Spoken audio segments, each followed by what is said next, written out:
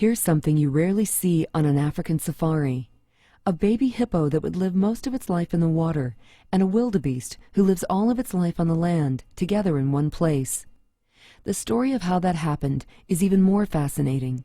Every year, the greatest show on earth begins again in East Africa, in the countries of Tanzania and Kenya.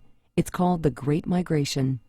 Almost 2 million wildebeests, also called gnu because of the sound they make, and over 500,000 zebra and gazelles will travel 1,800 miles in a clockwise pattern from Serengeti National Park to the Masai Mara Reserve in Kenya and back again. They start in the rainy season of December through March near Ngorongoro Crater, where there's plenty of grass, and have synchronized births of babies all within a 3-week period.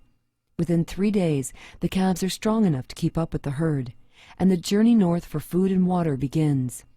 During their trek, the massive herds must cross 2 mighty rivers, the Grameti and the Mara. This is the Mara, full of huge hippos and hungry crocodiles. Our guide thought the baby had strayed from its group and was looking for a mother.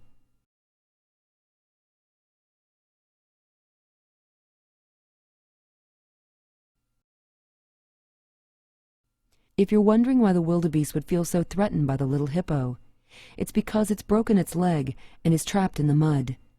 The leap into the river is often more dangerous than the crocodiles because they don't always pick the lowest point on the bank.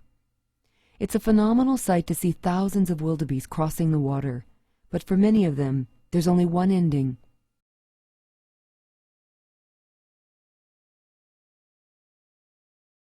It was heartbreaking to see how the baby hippo stayed with the wildebeest even after it had died the next day. There was still hope for it to get back in the river and find its own kind, but it wouldn't go, even though it desperately needed the water to keep cool. We asked the park rangers if they could go down and push it back in, or if we could, but they said no, that perhaps the baby was sick and had been rejected by the group, and that it had found the only comfort it could. The rule of the wild is that nature has to take its course, and so it did.